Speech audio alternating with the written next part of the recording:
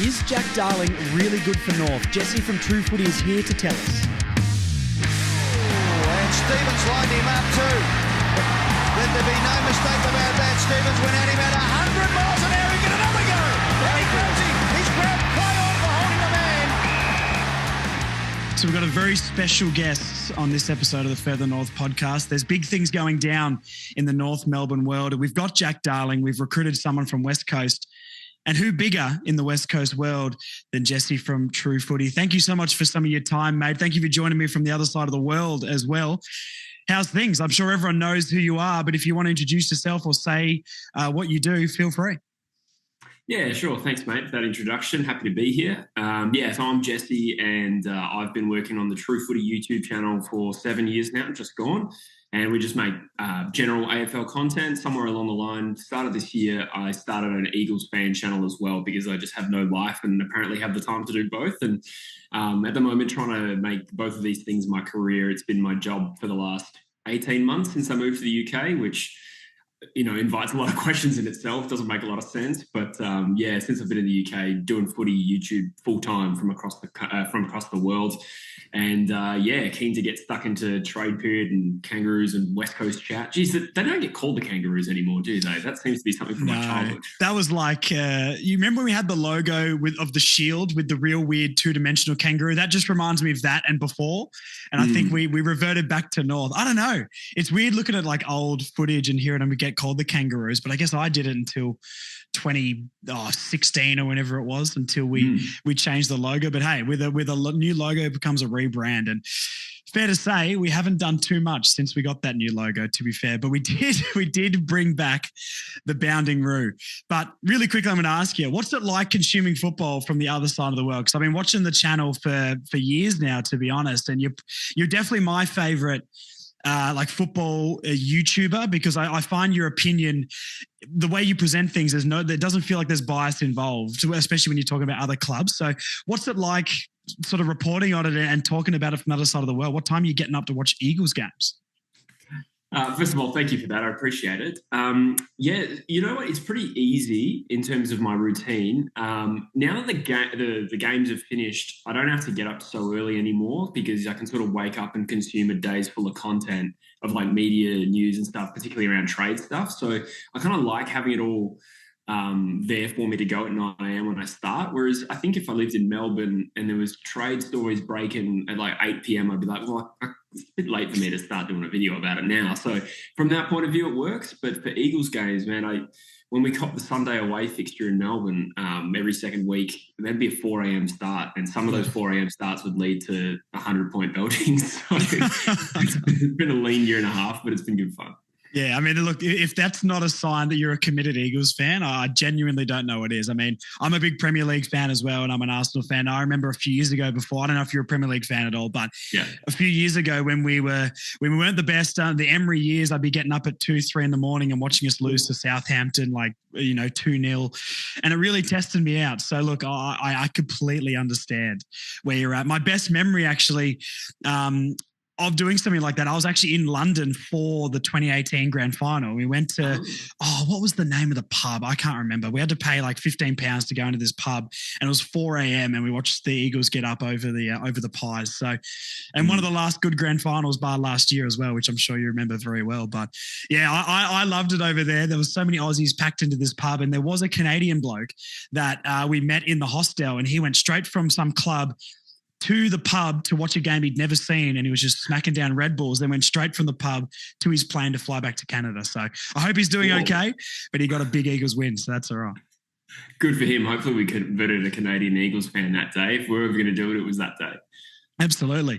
So look, the Jack Darling thing's gone down. So we've traded pick 64 for Jack Darling. My first question, and there's been a lot of North Melbourne fans who are very speculative on the Jack Darling move. There's a lot of people that are very for it and very against it. I guess the biggest question is, Jack Darling washed? This is something that I've seen thrown around the internet. I don't believe it. I think he's got something to offer. What state is Jack Darling as a player right now? How do you see him? How is his year? Look, washed is a harsh term, I think. I think you always just have to accept when a player is 30, I think he'll be turning 32 next season. Obviously, he's not the same player he was when he won the All-Australian in 2019. So obviously there's some degree of washment going on there. But look, I suppose my view on Darling is I think this will be as much about probably structure and leadership as it is about how many goals he's going to kick for North next year. Look, at West Coast, it was probably a hard one to assess. Not only are we a bad team and not getting the ball inside 50 at all. I understand. We also played a very tall forward line, and it's hard to know how much of a sacrificial role Darling played in that, where even though it's been a few years since he was kicking bags of 50 in a season, he would still invite one or two lockdown defenders, and some, maybe not the best one when Oscar Allen became good, but I think that is also something I'm thinking about as an Eagles fan. If we take Darling out and free up two opposition defenders, he was constantly getting double teamed because he's such a strong contested mark. So there's that, and I think with North's needs, obviously you've got a premium key forward in Nick Larkey to add something different there. As I suppose, another foil for him to take away a little bit of attention. I think that could have some on-field benefit for sure. How many goals is he going to kick? Look, he might only kick the 22 goals. I'm not sure what he produced this year, maybe about a goal a game, but I think it was 22 from 21 games, I'm pretty sure. Oh, there you go. Well, I think I got that accidentally bang on. I think I said 22. But he had a game this year where he had like 12 tackles and another one where he had 7. So he does add a few things like around the ground. And look, I don't think he was consistent this year, but sometimes a player goes to a new environment. You know, for him, this is an adventure to go live in Melbourne for 2 years or 3 years and suddenly be a veteran in a team that needs it. Whereas at West Coast, he was sort of one of many senior players. So I think for the cost and the potential benefit, I think this is a shrewd move. Do you agree with that?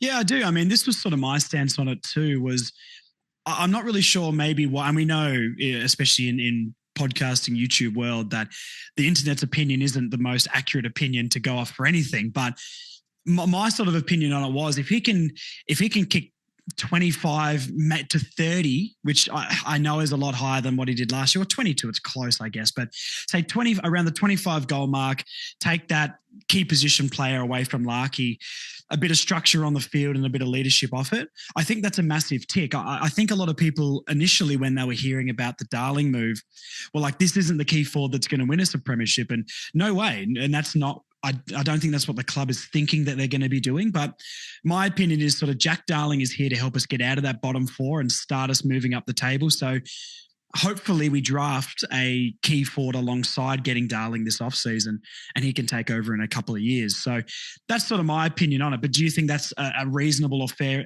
expectation of him? Yeah, absolutely. And I do think if North improve this year, which is like possible and possibly even likely. I mean, if we're just talking about improving, I think it's very likely they'll be better than last year. Then that could translate in more opportunities, more goals for Jack. Like I said, he was probably the 4th target. One thing we don't lack is key forwards for whatever reason. Allen and Waterman and even Jack Williams and Marek. So, to some extent that probably frees him up a little bit more. I think looking at what fans say is interesting, and I am guilty of it myself where we theoretically might like the idea of recruiting a player. And even if that's the case, I find that fans pre-trade period, when they actually get faced with the reality that they have to give something up, and in this case, it was, I think, 67 I went through for. Yeah. Fans always just sort of withdraw and say, no, he's not that good. He's not worth it. And then immediately after the trade period, they're a convert and they're like, all right, we'll back him in. He's going to be great. And I think West Coast fans are doing this right now with Liam Baker. Like, yeah, he's a nice to have. And then you actually get confronted with the prospect of trading for him and like, oh, no, he's not worth that much. You're talking him down. And then you've got him after the trade period. Next season, we'll be talking about how much impact he can have for us. So I think it's just a psychological thing fans do. Yeah, no, I'd agree with that. One thing I'll ask you about maybe the Eagles forward line, and one thing I've tried to throw out as an opinion to get people on the side of Darling is, if Darling is that, with the internet's opinion of Darling being bad, if Darling is that bad, how come he's retained his spot for 21 games next to Waterman and Allen? Because if Jack Darling had nothing to offer and this was a bad move for North, I don't know why he stays in the side when you've got those two key pillars up there. So, and like you said, it's the tackling and the experience of being up there. I mean, he's an elite AFL stand, nearly 3 tackles a game averaging. He's had some big tackle games as well. So do you sort of agree with that he's obviously good enough to remain in that forward line alongside Waterman and Allen when they're such, especially Waterman of how he came on this year, and we know the potential of Allen. He's definitely good enough to stay in that forward line. Do you think he justified his position or you? That's a good question. I think to balance it, I do think it's worth acknowledging there were a lot of Eagles fans that wanted him out. That being said, that's not always rational. Sometimes there's a bit of a bias against older players when you're a rebuilding side. So we're thinking, and perhaps rightfully so, why is Ryan Marrick playing in the waffle and Jack Darling's playing in the team? So that's all valid as well. On the other hand, West Coast did drop Gaff very early, like 1 game into the season. Dom Sheed came back from injury. I think they tried to drop him, then he was a late in, and then they dropped him again, and then there was an injury. So they're showing a more hardline stance on those senior players, but decided to stick with Jack.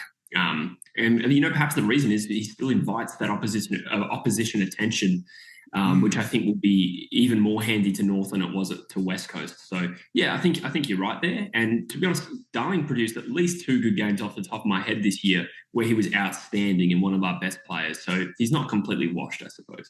No, absolutely. I think with Darling as well, how do you see it as maybe a structural fit? I mean, obviously it's going to be that second sort of pillar next to Larkey. We don't really have too much behind that. I'm a Bryn Teakle believer, not in him being a superstar or anything, but I think he's a really solid role player. And I think someone coming in the mid-season draft, not even taken highly in the mid-season draft or in the first round of that, coming in, kicking nearly a goal a game after no preseason with North is a good effort. Do you think Darling plays the whole season? Because a lot of fans are definitely North fans who are throwing around opinions on this move. They're all sort of saying, look, maybe he plays 16 games max.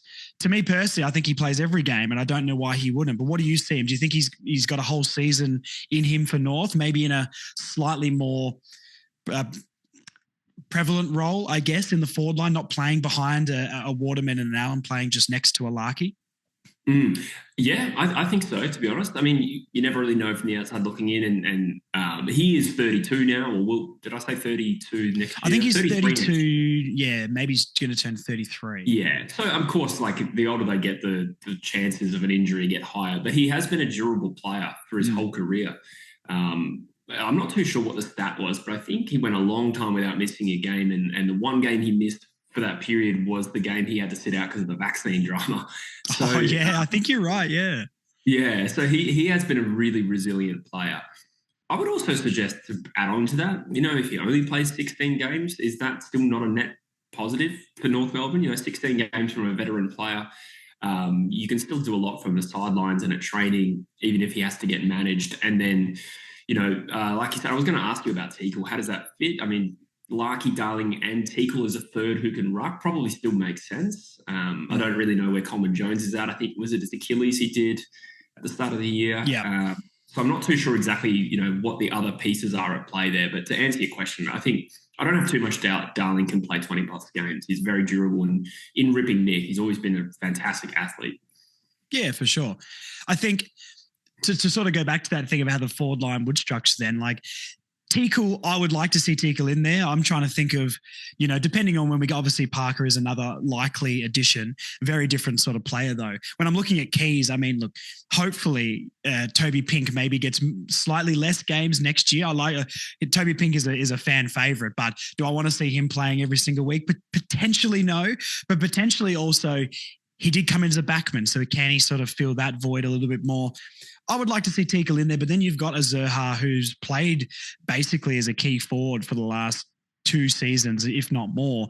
And then you've got a Dersma who's 190 centimetres at 18 years old. Does he get taller? And his vertical alone reminds me of, he's going to be a better player than this player, but like a Tim Membry type where he is only about 188, 189 centimetre, but his vertical is so great that he acts like he's 200 centimetres, right? So we might be going in with a very tall forward line, having a Larkey, a Darling, Dersma and a Zerha. And then you could throw Parker and Curtis, and that would probably be my 6 up there at the moment. But I don't know. I really like the Jack Darling sort of fit. Do you think has he predominantly played more out of the goal square or more centre half forward pushing up the ground for the Eagles? Well, that's a good question. I feel like it changed when Kennedy got older, where I think Kennedy started playing deeper. But I think some of Darling's best moments, honestly, were probably where he was isolated deep.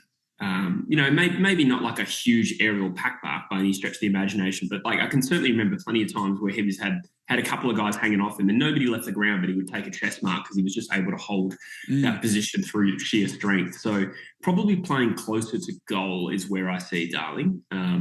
But as I said, he's a good athlete. He's always been a great runner. He started his career, this is 15 years ago, but he started his career as like a pressure forward.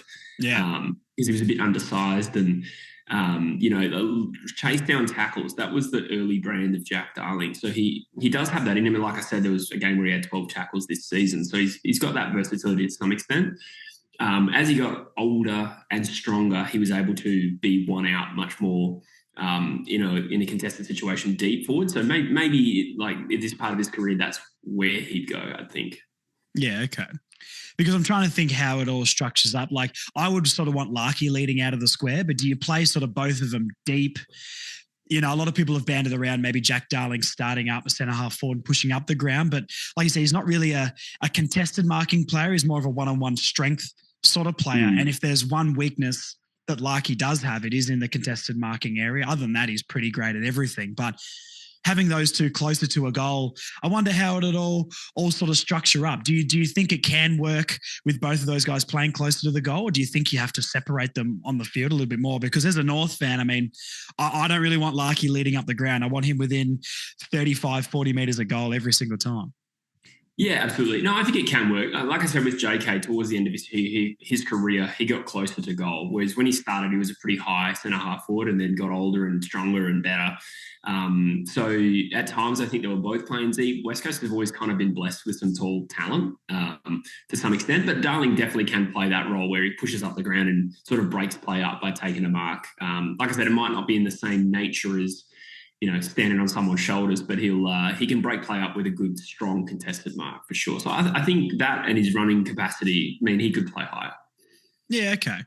And how are West Coast fans feeling about it? How are you personally feeling about losing a Jack Darling? He's been there for so long, great times, like 300 game, 500 goal premiership, All Australia and all this sort of stuff. How do you feel seeing him go? Yeah, it really is a new era here at West Coast for sure, and it's probably been a slower transition. So I'm a nostalgic fan, so I naturally feel like a little bit of emotion about seeing these guys go, particularly, Gaff. I remember the day he was drafted. That's how old I'm getting. Yeah, wow. I can literally remember when he was drafted and getting excited about it, and now he's retired and Darling's gone to North, and Shuey was my favourite ever Eagle. He went last year, Nick Nat. So I suppose it's kind of become one of many now, this Darling thing, rather than being one out of nowhere. It's just been another domino in the transition of the Eagles. So, some really good memories there with Darling. A lot of my happiest memories with Darling were in his first season, the excitement we had of getting this guy at pick 26, and then he was running down people and kicking goals. And I think he kicked 50-odd goals in his second season. Premiership player. I think the thing with Darling that he gets a little bit maligned for is while he had an amazing career, really, like he's the number 2 all-time Eagles goal kicker, nearly 300 games, which would be, I think, the second player to do that. Third player? No, second. I think it's just Hearn off the top of my head. Yeah. Fake Eagles fan. Plastic fan. Yeah. But Darling was also known for clangers, but not regularly, but some iconic ones. So there was one in 15 where we were starting to catch up and he dropped a simple chest mark. And I think Hawthorn went the other end and scored, and the grand final was basically over. And then in the dying seconds of the 18 grand final, he dropped the mark on the goal line. So there's a couple of big moments there, but it shouldn't, overwrite 500 goals, 300 games, and All Australian 2019. There was a period in 2019 where he was talked about as being the best player in the comp. So that seems like a distant memory now, but like he was very, very good for such a long period of time. So we'll miss him, and I'm grateful for what we've got of Jack. And what about him going to North, Ben? I work with a massive Eagles fan. His name's Big Ant, and he comes on the podcast regularly. He's a bit of an antagonist, and we love to hate him and we hate that we love him. But, he sort of said to me at work, he goes, oh, if we were going to lose Jack Darling, I'm sort of glad it's to a club like North, and not from a perspective because we kind of suck as well, but, more because he knows that Darling can offer something to us. Do you kind of feel the same with that? Would you rather see him go to a North with him, getting more regular games probably, and then also offering the leadership compared to maybe a Pies or a D's who are also looking for a key? Yeah, I suppose I prefer him to go to someone like North than Collingwood and Brisbane and winning a flag. Yeah. Maybe my heart's in the wrong place there. Maybe I should want the best for Jack, but I think so. Plus, I can't help but feel a little bit of a sense of kinship with North fans over the last couple of years. Obviously, it's been tough, and West Coast and North have been in their own little tea party at the bottom of the ladder. Absolutely. Yeah, I have no animosity towards North, and I sort of want them to succeed as well. So, yeah, I suppose it ticks all those boxes. I do like broadly the strategy North is doing. How many 30-year-olds have they lost in the last 2 years? So it was Goldstein, Cunnington, Zeeble, Aaron Hall, Greenwood, Shields. I think they're all the main ones, unless there's a couple of, I don't know what Josh Walker was a few years ago or someone like that, but we probably won't count him in those. But then you go back 16, 17, 18, whatever it was, and then or 17 and then 16, and then Petrie. We lost Higgins as well as another one in that list as well, and Ferrito and Harvey. But that's a whole sort of separate thing, because we weren't like that bad after we lost those ones. A lot of North fans say that's the moment that the club sort of regressed a lot. And that is true to a degree, but we had plenty of opportunities to draft, and we were also sort of like 10th and 12th and that sort of stuff after them. And then it sort of got bad in 2020. But like you said, North and Eagles fans do share their own spot at the bottom of the ladder. I've said to Big Ant many times, we've really trauma bonded together. And unfortunately, the only other big footy fan, I'm a barber as well, so we have a very social workplace. And the only other footy fan of the barbershop is a Cats fan, and that's the complete opposite end of the spectrum. So me and Big Ant will be talking about West Coast and North, being like, we won a game, how good's this? And Adam is his name, and they lost 3 in a row this year, and he was losing his mind. And I'm like, God, I'd love to be in a world like that. I mean, look, you've seen premierships though, and I haven't even seen. I was 1-4 when North won when they flagged. So I've seen some prelims, but it's been rough, mate. I don't know. I'm really hoping that Darling and Parker and these guys come in and just give me a bit more hope, because I believe in the long-term strategy, but. Yeah, I just need something now, because if someone told me we'd win 3 games, at the start of last season, I would have not taken that at all, even though I think we played so much better and so much more consistently up post-bye.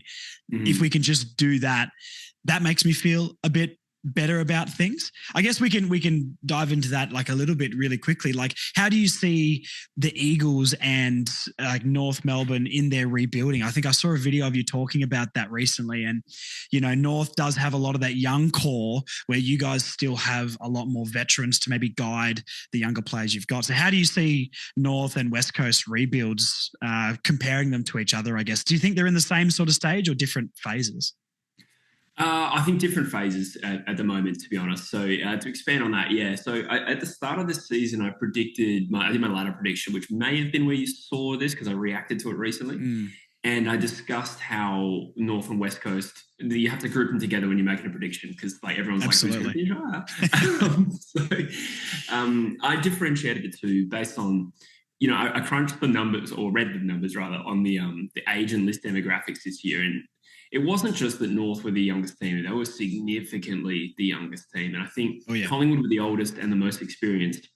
And you had per player on average 3 years and 50 games on every single player. And there was a big gap between North and the next youngest. So that was really the start of me saying, North, I just can't see them winning enough games. Whereas West Coast also, off the backdrop of the injury crisis over the previous 2 years, I was like, well, they're going to get all their players back. In the end, technically I was right. Maybe I had hoped the gap would be a little bit bigger. Not necessarily on North. Maybe I just think we probably could have had a better year than we did. In the end, it was literally just Oscar Allen's kick over his head in Tasmania and maybe a bit of percentage difference between the two clubs. Yeah, So, too soon, mate. Let me grieve a little bit. That one killed me. I that was one of the only games for the last 5 or 6 years that I've gone, I think we've got this, because when I was at the game when we played Collingwood, when we were 50 odd points up, and through the podcast and North Melbourne Close to a Flag, if you've seen what those guys do, we do a little meetup. The North Close to a Flag have Bay 29 that we all sit in, and we do meetups. And at halftime, I met a bunch of fans and that sort of stuff at the game, and everyone was like, "It's not enough points," and that's where I'm at as a North fan. Like 50 points is not enough. That Eagles game when Paul Curtis got like a free kick, I think it was a 50-meter penalty, and he kicked a goal, and it put us like 5 goals up or 4 goals, whatever it was, and more than enough time to hold that lead. I genuinely thought to myself for the first time in 5 or 6 years, I think we've got this.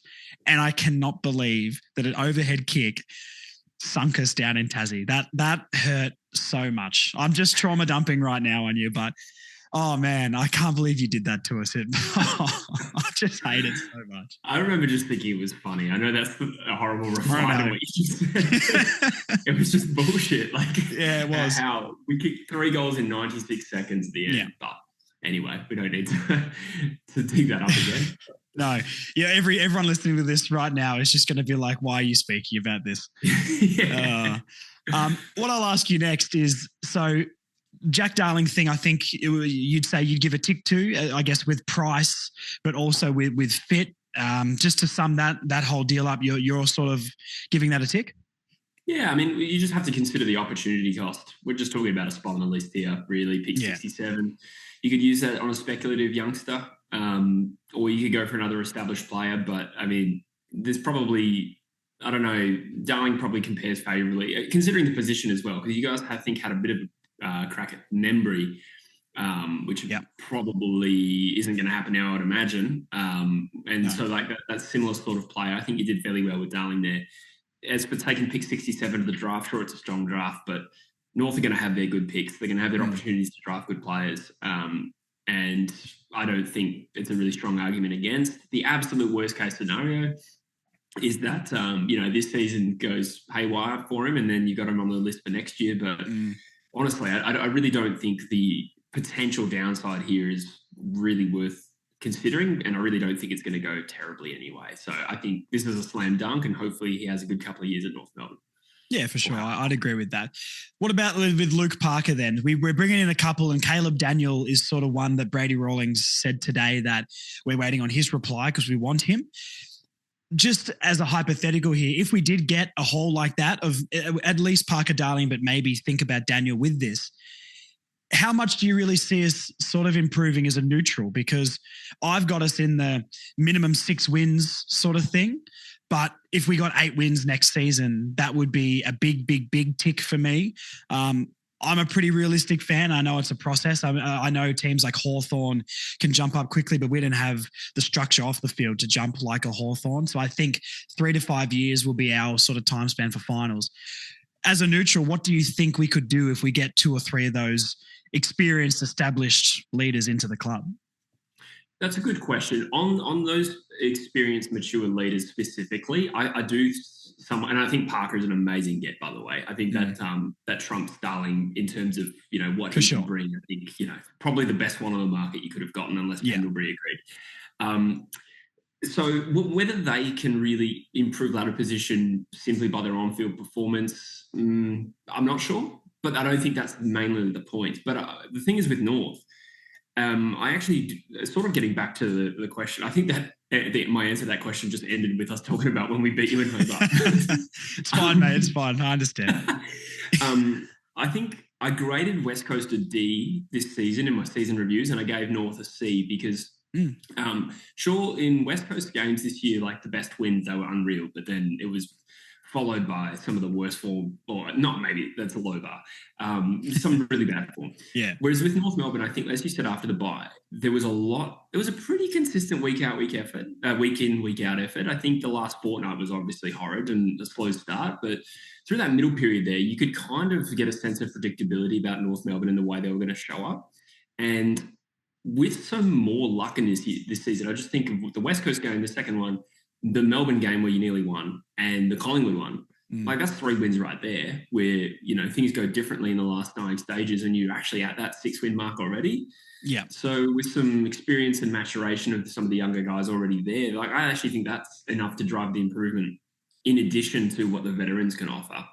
And I wonder if the Parker and Darling and potentially Daniel additions are probably more of a 2 to 5 year sort of thing where you'll see the shoots of that when you see these guys actually being mentored by good veterans. Like I think even in just like my old workplace, if I didn't have anyone around that was older than me, I would have taken a long time to get good at my job. Yeah. But I can imagine that having a good mentor for 6 months, maybe I wouldn't have been better in that 6 months, but a couple of years down the track, I would have a lot more wisdom. So, applying that logic, I think North are a decent chance to improve based on what I've seen already, let alone the additions of those veterans. So many factors like injury luck and honestly fixture luck. Like you can have a fixture that's easy on paper going into the year, but what if all the good teams change and then suddenly the fixture's not, or that you get them at the right time? There's so many different variables. So I think North can absolutely hit that 6-win mark next year. I have not decided whether I think they'll be higher than West Coast yet. I know that people are going to be intrigued on my channel. I think I need to see what West Coast do this offseason as well. But I think the North are at that point where they'll start increasing the wins now. Yeah, I mean, I look at the young core that we've got, and it's so elite, just as young, sort of 22 and under sort of talent, and then. I've always been a big component of maybe trying to give up draft picks with where we're at now, the last 5 years of how hard we've gone at the draft. I've been a big component of it's time to get maybe not your top picks, but it's time to trade some of these on for some established veterans. And like you said before, you can't really, the Luke Parker thing is just an A+ all over the board. Caleb Daniel was only 28. I thought the dude would be like 32 years old, which was crazy to me. So if we do get that over the line, that would be incredible. When you look at like McKercher, Sheasel, Wardlaw, Dersma, you can throw Comben and Archer and Paul Curtis, especially in that bracket, finally getting some leadership to that core, that elite young talent core we've got. I'm even starting to talk myself into we're going to get more than that. But I do think the 6 to 8 win mark is pretty realistic. But if North got 6 wins next year, do you think that's a plus? Do you think that's a pass mark? Sorry. Probably. I mean, at the risk of offering a boring answer, but I just think that, sometimes it can be misleading, the win-loss ratio. I think West Coast had 5 to 7 good games this year and 14 appalling ones. And so we've improved, and I see a lot of media, saying, oh, they improved, they did better than expected. First of all, I think we were probably a little underrated because of the injury thing. And second of all, I don't think it was representative of our growth. We were a mixed bag. Conversely, North showed that extended run of form, ended with 3 wins, and it wasn't representative. So, like I said, when you're making an assessment whether it's a pass, you'd probably want to see improvement from the eye test and more consistency from North. But they did achieve that in 23. If they get 6 wins next year, you could easily foresee that they've improved and become more consistent. So, yeah. Yeah, I think it's how we play in games. If we win 6, but don't get smashed anywhere near as much and have a lot of games like the D's game, Carlton late in the year, the Bulldogs, not the last one, but the first time after the bye we played them. I guess it's all about being competitive and then natural growth, which is what I'm really hoping for. And it'll be interesting to see what we do in the draft as well, because we're all suggesting like split the pick, get 7 and 13 or 7 and 16 or something like that. But then also Brady Rawlings said today that he doesn't want to move down the draft too much, which sends shivers down my spine, because if we don't come out of that draft with Harry Armstrong or at least a Luke Traynor, a key position, and we get another midfielder, I'm going to be very, very sort of upset, because if we get Armstrong, I know this is all hypothetical, but if we get an Armstrong, I feel like that's perfect under a Darling for a couple of years to be able to take it over. Unless they're as big a Bryn Teakle fan as I am and think he can become something. I don't know. I don't know if you agree with this as well, but this time of year terrifies me, because I've got something in my head which I want North to do, and I don't know if they're fully going to do it. So I guess I'll find out after the draft, mate. But I'm glad you're sort of optimistic on North as well as a neutral, because I think I'm a pretty reasonable North fan, but then sometimes obviously I love the club and I get a little bit carried away. So I'm glad you sort of agree with like the Darling and the Parker things all, making us better or at least improving us. Yeah, for sure. I think you can't fault the strategy as well for North. I mean, they've identified this as something they need to do. You need to transplant a few veterans in, and the choices that North have made there for no real cost have been good. I mean, I think back to, the trades for Pittard and Polak, those you were getting established players who were, to be fair, were good at the time. But, what did they cost you first rounders? Did Polak cost like 2 first rounders or something? I think it was 2, yeah. Yeah. So by contrast, North are, maybe it's not exactly the same thing, but they're trying to get more experience and invest in them now to some extent. And it's not really costing them anything. I still think, as you said, like trading a pick now, maybe the future first for Houston probably is, the right move right now. Yeah. So, I mean, it'll be interesting to see if North can start to attract some of these talents. Maybe you start with some lower cost ones, and then by the time North improve, whether it be, I don't know what's happening with Houston. I don't know if he's leaving, whether he's going to be up for a trade again in 12 months. But over time, if you get one domino to fall, if you get Dan Houston, say, then next year you might get whoever else. There's a few handy free agents out there. So could happen. Really quickly, one thing I'll ask you about as well is the Dan Houston thing is something I want to touch on really quickly. Not necessarily getting Dan Houston into the club, because that's hypothetical. I personally don't think it happens, but more of what I want to ask you about is I love that North Melbourne is going for it. And we got a lot of criticism back in the day of going for Dusty, going for Kelly. But I'd much rather follow a club that goes for it and is willing to. I think it's crazy that people think they look like a fool because you've got to go for those players, but in essence, look like a fool. We're a club at the bottom of the ladder going after an All-Australian guy who's also linked to Collingwood and Carlton. Do you also sort of share that opinion of, I love that we're going for it. I love that we've put an offer on the table that those clubs can't match. And even though we know we're probably not completely in the stakes to get him as a club and where we are, I love that we're almost driving the bid up in a way.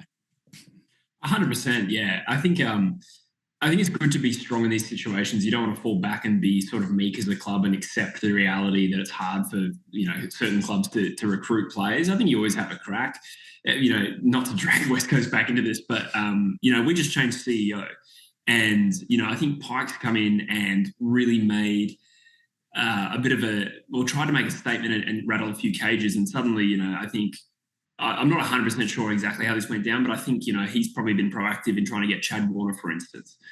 And a couple of years ago, I would have thought, that doesn't seem like a very us move, but I love that he's come in and tried to maybe replicate what West Coast used to be. And that's like a big, powerful organisation that isn't scared to ask the questions of these sorts of players. So I think you can adapt that, with any club and think, we don't want to sit on our hands and just accept that we have some disadvantages. We want to buck the trend. And like, I don't know how well I made this point previously on Dan Houston, but I think like if you get one of them, if you get Dan Houston and the domino effect and you have an improved season, that with the Clarkson factor, if there's faith in Clarkson at North Melbourne, then suddenly it becomes easier down the line to attract these talents. North has been recruiting top-end draft picks for some time, as you know, and they're guns. They've done really well, particularly in the top 5 of the last, handful of drafts. Sheasel, Wardlaw, McKercher, Dersma, straight off the top of my head. So I think it's time to, go for these types for sure. This year, as you said, there could be, there's some talls on offer. So North could, as we said, go for talls this year and then trade their future first. I think that is the rumoured strategy of what's happening. Yeah. At least, the future first involved for Houston. I think it makes perfect sense. And honestly, if he doesn't stay at Port, I hope he goes to the North. And honestly, I don't know why Carlton's going so hard personally. It's a side note, but I think he makes a lot of sense for North. Yeah, I think Carlton is it feels like to appease that fan base. I mean, living in and around Melbourne here, the Carlton fan base is the craziest fan base. And I understand that being bad for 25 years and then now being good. I trust me, mate, the day we make a final, I'm going to be insufferable. But, that it feels like they're just sort of going after the best player on the market without really looking at fit. But I do really believe that the fans put a lot of pressure on that club. And I think that's why even in big moments, they did everything they possibly could to try not to make the finals last year. And I think the fan pressure and expectation, I'm sure it's a more professionally run organization that I'm suggesting here, but it really does feel like they're just sort of going after the best possible player to make things feel like they're okay, instead of, they don't really need anything, to be honest. Maybe a little bit quicker in the midfield, but other than that, I mean, there's elite players all over the board. They just need to have more than plan A, I guess, from a coaching perspective. But do you agree with that? Do you think it just feels like they're going after the best player regardless of fit? Yeah, I mean, I'm from Perth. I have never lived in Melbourne, so I your take on their fan base is interesting to hear, and I think you make some really good points. And I agree with the logic there, or the theory that perhaps they're just going for the best player they can, and if it comes at the cost, I don't know if this is all connected, but if it comes at the cost of an Owies or a Kennedy, for instance, I just think, or Lewis Young as well, another player they've shopped around. I just think, what are you doing? This doesn't make sense. But by contrast, I think what Houston would represent to North, hypothetically, I can see that clear as day. All-Australian calibre. Positionally, I mean, you know better than me, obviously. You're going for half-backs, but obviously he'd probably be the best one you have, given he's All-Australian. Yeah. He's a very good player. Yes. So, and it would represent, external faith in the North Melbourne build as well. So I just think there's so many benefits to North. There's Carlton, as you summed up perfectly. It's really hard to see what the fit is there. Yeah, for sure. I mean, a lot of people have sort of likened, North fans, I'm more meaning, have likened the Parker thing to when we got Sean Higgins. I know Sean Higgins was a couple of years younger, but that sort of caliber signing, then we ended up getting a Waite and a Dal Santo and that sort of stuff, and ended up making a couple of prelims. Something else I'm going to ask you here. What do you think of the Clarkson move and what it's been so far as a neutral? Because I'm incredibly pro Clarkson. I can't stand when there's pushback on him or doubt on him in the media, with one, his track record, but two, I think if a lot of media outlets did even an ounce of research, they'd understand how much he's done off the field for the club, genuinely building a culture. Look at all the re-signings we had this year. That doesn't happen without him there. As an external fan, how do you see the Clarkson move so far, maybe disregarding the 6 months he was sort of out for? How do you see it? Yeah, I mean, I don't have as good an insight as to, what he's doing off the field to build culture. I do remember an anecdote about the week before you beat us in Perth this year. Did he sort of get all the boys together and make some sort of rousing speech, if I'm remembering that correctly, and it just happened to be against us? We dished out a terrible performance, so that's on us as well. You nearly won that game too, and that was, I was sitting on that couch screaming at the TV. Thank God for Jai Simpkin and his kicking boot, because I can't do more of these Eagles North games, mate. I mean, it's nearly the Spoon Bowl every year, but they're cracking games. Actually, now just a side note on that, this year you got 6-goal leads in both, and we nearly won one and we won the second.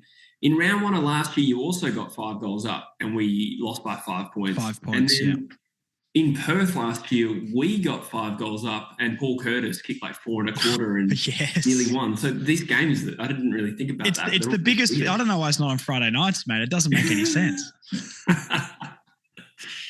One day soon. Yeah, hopefully. We'll pack out the G. Yeah. Clarkson. Look, I think with assessing him, I just think he's the least equipped coach in terms of playing list in the competition, right? And I mean that with all due respect, because I'm referring really to the age and experience piece. When you look at the numbers and you just think, shit, where are all North's experienced players and all their best players there? I did a video on this not long ago, and I looked at they had 7 players in what I estimated was their best 23-ish, and 7 of them between 0 and 50, and some of them were their best players, Sheasel in particular, and Wardlaw, and there's more. So I don't think he has been equipped to come in and make meaningful on-field progress. However, we have seen some green shoots this year. Last year, my reflection on North, amazing fortnight to start the year. Lost to Hawthorn, I reckon, round 3. Lost 20 games in a row. Yes. A nice losing sandwich. We won the last game to lose Harley Reid as well, so that was fun. It was a very fateful day. But 2014, I think, was distinctly different. My take, that's my take. I think the flow of form was a lot better and more spread out and more consistent. So I think there's clear progress there. And I think anyone being too harsh on certain results it's short-sighted. You look, the last fortnight was poor, but I mean, that often happens with young teams. We certainly did it this year. We're not as young as North. Your last fortnight, was it the Bulldogs and Hawthorn? Bulldogs, lost by 96, I think. And then the Hawthorn one was 124, which I was lucky enough to go. I'm from Tasmania originally, and I took my partner down there to see my family, and we were UTAS Stadium, it's called now, or York Park as I used to know it. Yeah. That was my annual game. I'd go to Hawthorn and North every single year. I saw Buddy kick 13 there. That was a fantastic memory. I remember whole days of Nathan Thompson kicking goals in the forward line, but I stood in that stadium in general admission in the rain, no cover, and watched us get absolutely slaughtered. So not a fun memory. Hawthorn's the club I want to beat the most as well. So these games, unlike the West Coast ones, are never crackers. Hawthorn have given me the most depressing times in football stadiums in my entire life. But so Bulldogs and then Hawthorn to end. But I think you're right. Like, I don't know how much I read into that. Maybe there's a bit of deflection on that, being a North fan and not wanting to, accept that we lost by that much and just want to take that, 2.5, maybe 3 month patch where we were competitive after the bye. So I don't know how much to read into that or not. I think it really depends on how we come out at the start of next season, because I think if we do that, post-bye, form for a season, adding on the veterans that hopefully are coming in, I see us 6 to 8 wins sort of minimum, but we ended season 2023 pretty well as well, obviously beating the Gold Coast, but then the form regardless was all right. And then we came out this season and looked garbage and lost 11 in a row, which is horrendous. So I don't trust that we come out next year. I think we can, and we absolutely can, because we show we can play, but I definitely don't trust it. And they definitely need to earn that back from me a little bit. Yeah, for sure. I get that. I actually forgot that it was 11 in a row.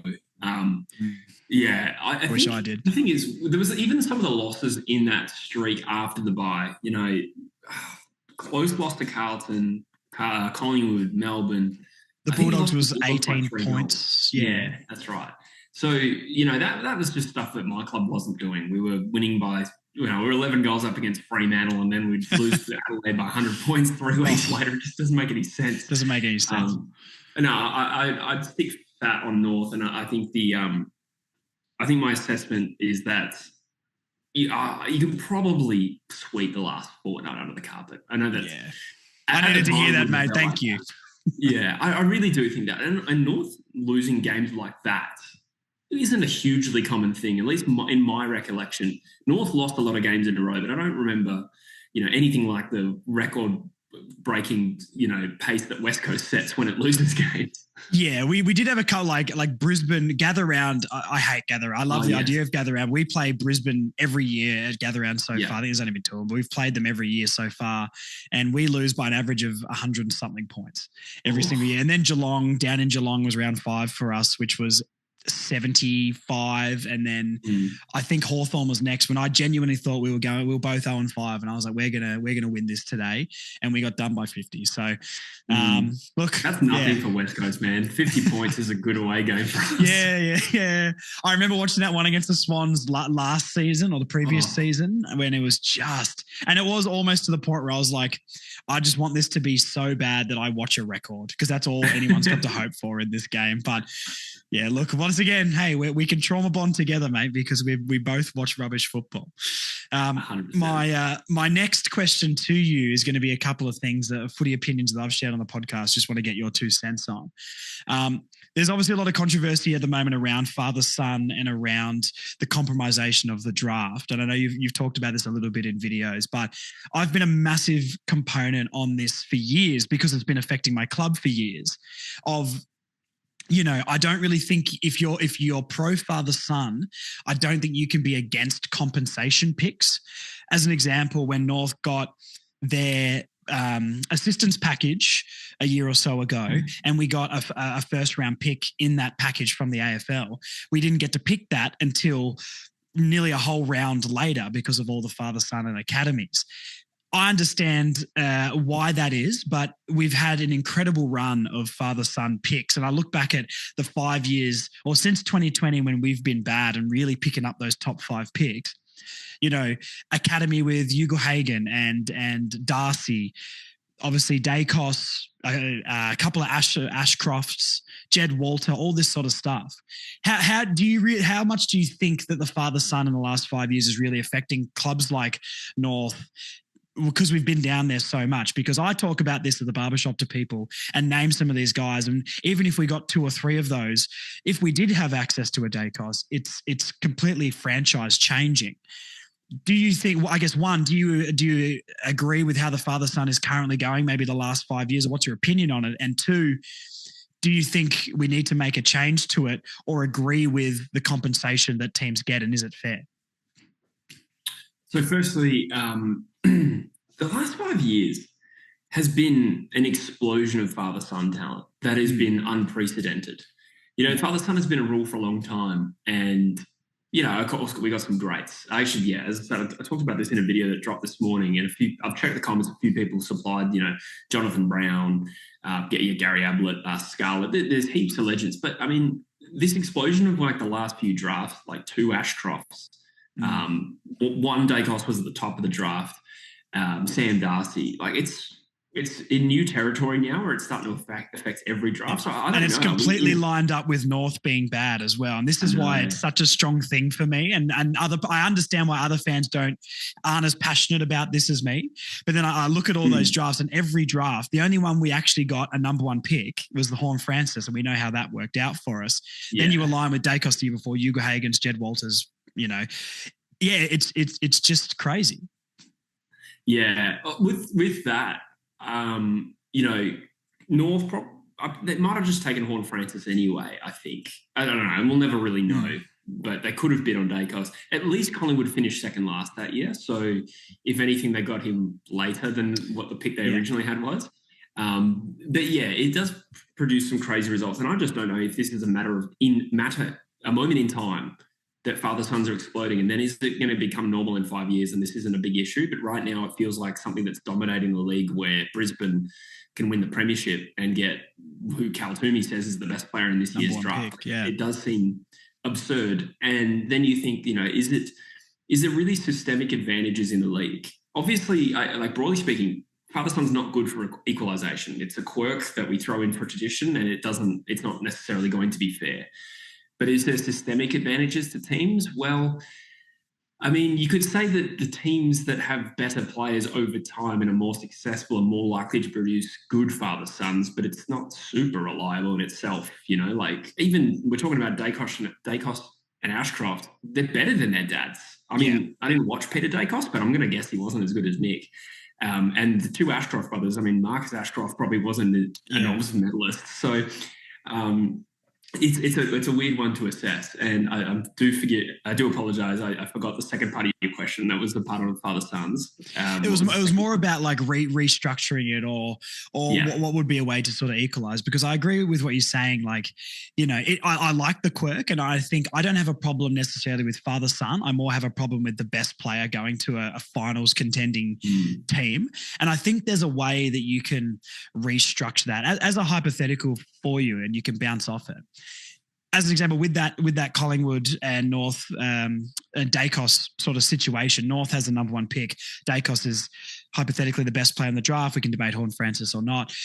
Yeah. North want to take him. We draft him, and there should either be one of 2 things, in my opinion. We either have to sit in a room with Collingwood and work out a deal, but we have to come to a conclusion. And as a hypothetical for that, it would be, do you think Collingwood would have accepted, you know, we get Taylor Adams, who was within a year or 2 was a player that there was a want-away player, and their first round pick, and they get Dacos? Because I think that sort of works fairly for everybody. I don't like that we can't draft them, so just go on to the next one. And that club, I know they have to pay for it with points and later picks, but it really doesn't matter. or we go to a thing where the whole first round, every team gets their first pick, and then father-son is in play.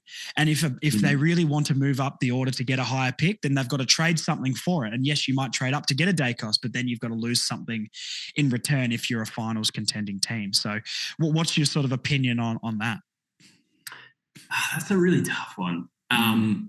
So in that first example, logistically speaking, you're saying the draft has started. Do Collingwood and North get in a room and negotiate a trade on draft day?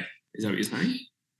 Potentially. I know that it's not that simple. And, the draft obviously has to continue on. It's on live television. We don't want the draft to take hours and hours and hours. But I think something like that, Collingwood would know that they're going after that sort of player. They knew they were getting Dacos regardless.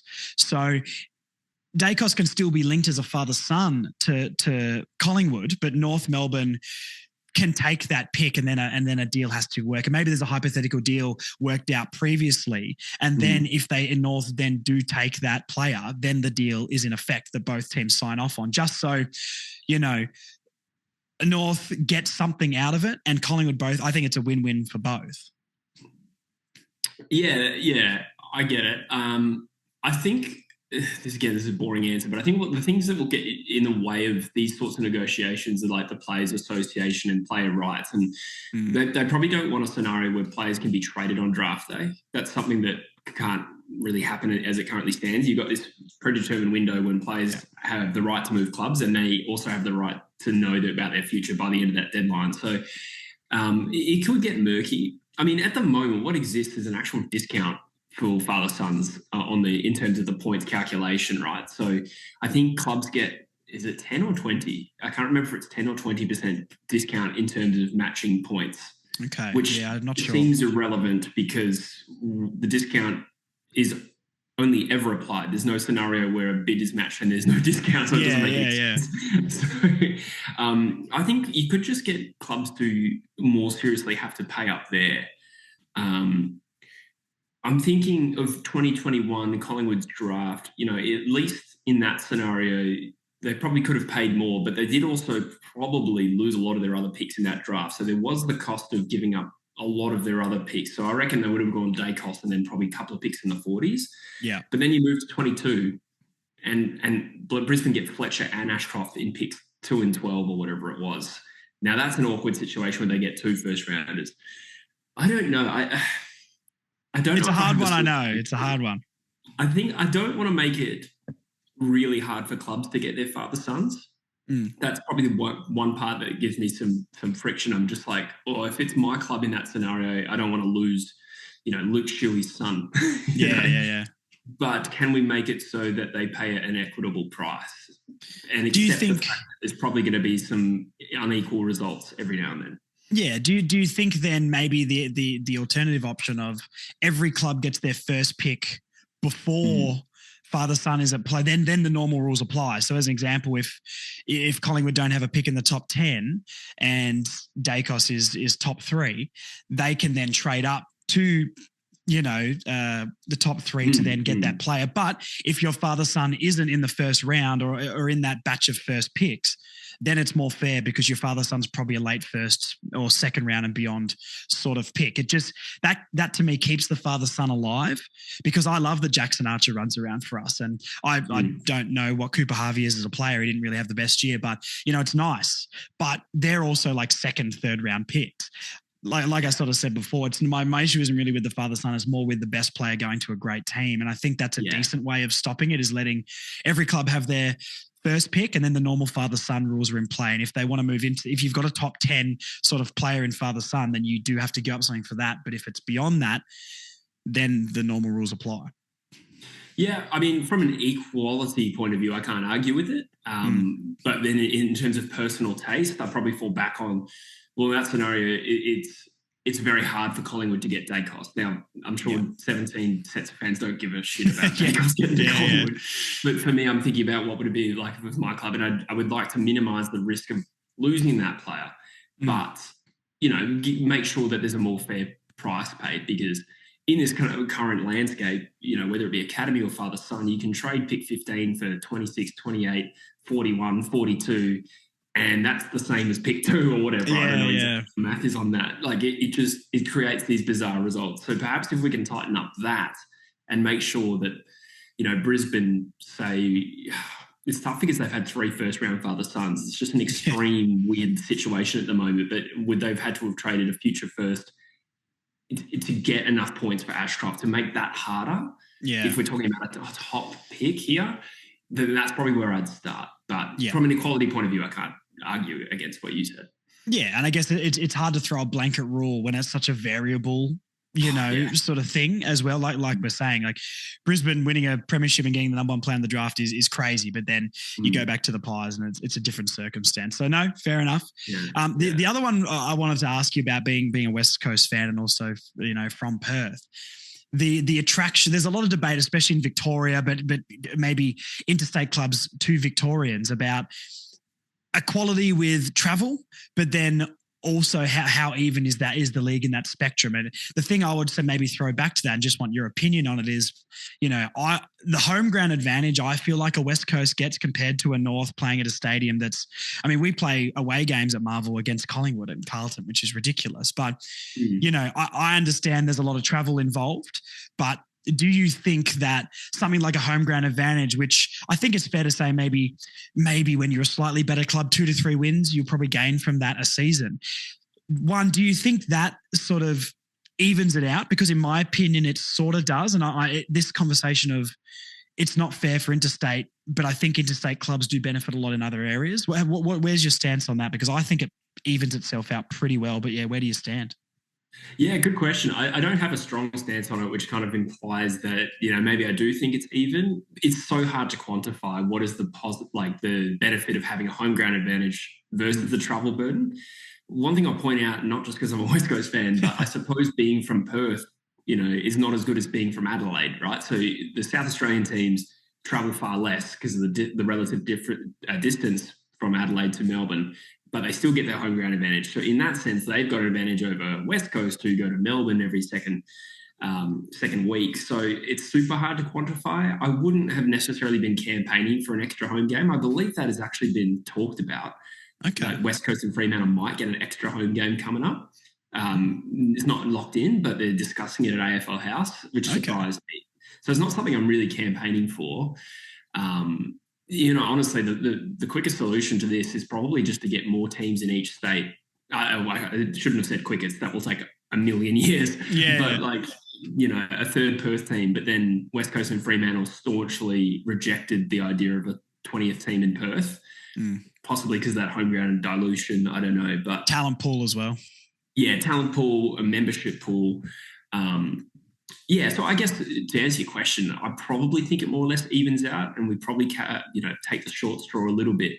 But they could make concessions like don't send us to Gold Coast and Launceston in the same year, and Collingwood don't leave. There's probably some little things they can tidy up first, if that makes sense. Yeah, I would agree with that too. I think Collingwood hasn't played a game in Launceston ever, as far as I know. So I think I saw that getting flown around, and being from Launceston, that's they would love that. You know what I mean? And that I agree with you 100%. Like nearly the whole second half of the year, the Pies didn't go away from the G. I guess I understand it from a money perspective, and I know that's part of it. But it is all about equalisation at the end of the day. But interesting take on the equality thing there, because it's a massive.